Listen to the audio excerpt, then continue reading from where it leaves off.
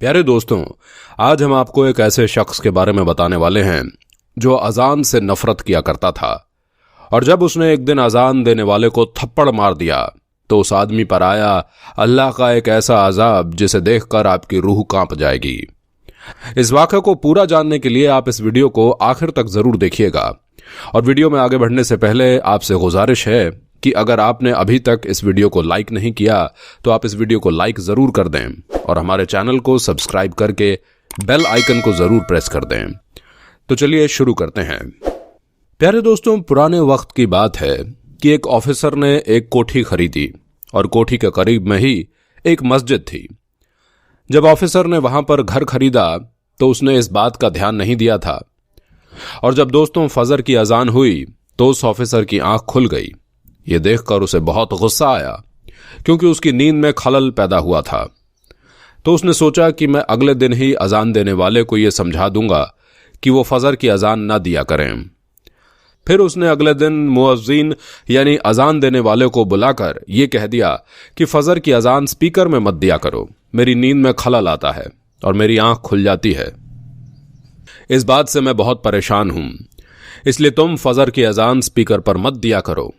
तो अजान देने वाले ने कहा कि जो बूढ़े लोग होते हैं जिन्हें घड़ी में वक्त देखना नहीं आता है, जिनके पास घड़ियां नहीं होती हैं, वो अजान की आवाज सुनकर ही मस्जिद में दाखिल होते हैं। आप भी जल्दी से उठ जाएं तो आपको भी फायदा होगा। नमाज के बाद थोड़ी सैर कर लिया करें। ऑफिसर कहने लगा, मेरे आगे बात मत बना, खबरदार अगर तुमने अजान दी। तो फिर अगले दिन उस अजान देने वाले ने अजान दे दी। अगले दिन जब उस ऑफिसर की उस मुअज्जिन से मुलाकात हुई तो उसने उसको थप्पड़ मार दिया और कहने लगा, मैंने कहा था ना कि अजान नहीं देनी है।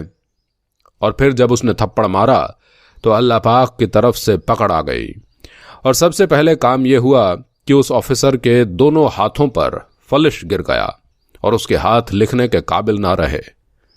जब हाथ नहीं लिख सकते थे तो दफ्तर वालों ने भी छुट्टी करवा दी, यानी कि उसकी नौकरी से निकाल दिया गया, क्योंकि अब उन ऑफिस वालों को भी इस ऑफिसर की कोई जरूरत नहीं थी, क्योंकि अब ना ही वो वहां पर कोई काम कर सकता था और ना ही कुछ लिख सकता था। इसलिए ऑफिसर को नौकरी से निकाल दिया गया। और फिर जो रिश्वत की आमदनी आई थी, रिश्वत का जो पैसा आता था, वो उसके पास इकट्ठा था। अब इसी तरह कई दिन बीत गए और ऑफिसर अपने पास में इकट्ठे हुए पैसे को खर्च करके अपना पेट पालता रहा। लेकिन एक दिन ऐसा आया कि जब पैसे खत्म हो गए और अब वो ऑफिसर खाली घर पर बैठ गया तो वो हर वक्त अपनी बीवी को जली कटी सुनाता रहता था। उसकी बीवी बहुत ही रहमदिल और नेक थी, इसलिए उसकी बीवी उसकी खिदमत करती है, उसे खाना खिलाती थी, उसके कपड़े बदल दिया करती थी, उसके हर काम कर दिया करती थी, लेकिन उसको सिर्फ गालियां ही सुनने को मिलती थी। और फिर कुछ अरसे के बाद उसकी बीवी भी तंग आ गई। बीवी ने कहा कि अब मैं तो अपने मायके जा रही हूं।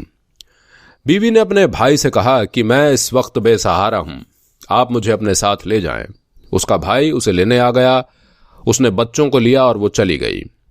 और इस दौरान उस ऑफिसर का दूसरा फलिश का अटैक हुआ और उसकी दोनों टांगें भी सीने के साथ लग गई। अब वो सिर्फ जिंदा लाश बनकर रह गया था।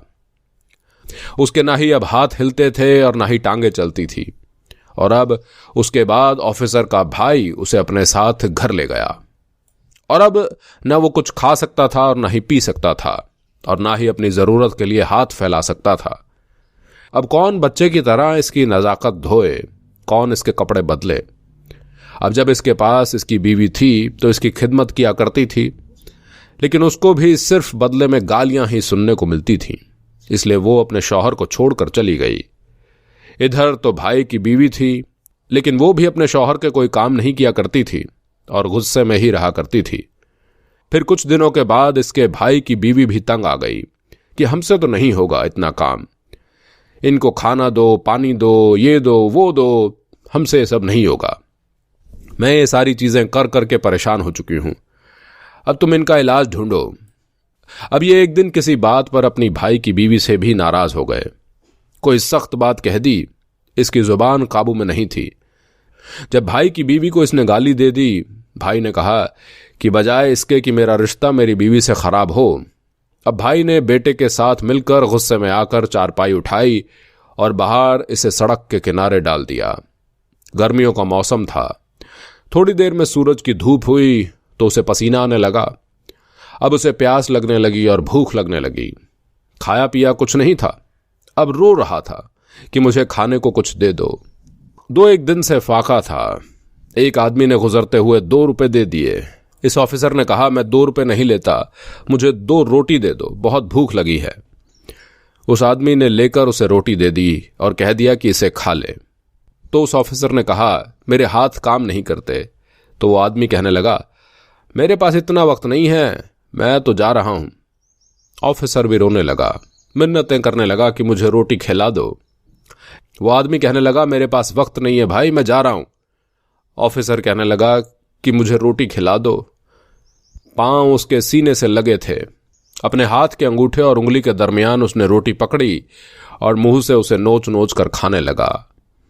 और वो ऐसे खा रहा था जैसे कोई कुत्ता रोटी खाता है। उस आदमी की हालत एक कुत्ते जैसी हो गई थी। वो पहले एक ऑफिसर था तो इसे अजान की आवाज से तकलीफ होती थी, तो उसने अजान देने वाले को थप्पड़ मारा था। वो अपने पांव के अंगूठे में रोटियां पकड़कर उसे नोच नोच कर खा रहा था। जब इंसान अल्लाह ताला की नेमतों की नाशुक्रियां करता है और अल्लाह के बंदों पर जुल्म करता है तो उसकी पकड़ होती है। इंसान अपनी औकात को भूल जाता है। इंसान को यह पता ही नहीं रहता कि हमारा पुराना वक्त कैसा था और आज हम कैसी जिंदगी गुजार रहे हैं। लेकिन इंसान का वक्त हमेशा ऐसा नहीं रहता है। तो कभी ऊंचाई तो कभी खाई होती है। तो हमें अपने आसपास और पड़ोस तमाम चीजों का ख्याल रखना चाहिए और कभी भी अपनी चीजों पर घमंड या गुरूर नहीं करना चाहिए। प्यारे दोस्तों, आज हमारे पास वक्त है सही मायनों में इंसान बनने का, अपनी औकात को याद करने का। अपनी गलतियों से तौबा करें, गुनाहों की माफी मांगे। अल्लाह पाक से दुआ करते हैं कि अल्लाह पाक हम सभी के गुनाहों को माफ फरमाए और ज्यादा से ज्यादा हमें नेक रास्ते पर चलने की तौफीक अता फरमाए। आमीन सुम्मा आमीन। प्यारे दोस्तों, आज की इस वीडियो में बस इतना ही। वीडियो पसंद आई हो तो वीडियो को लाइक जरूर करें। इंशाल्लाह बहुत जल्द मुलाकात होगी आपसे एक और नई वीडियो के साथ में। तब तक के लिए खुदा हाफिज।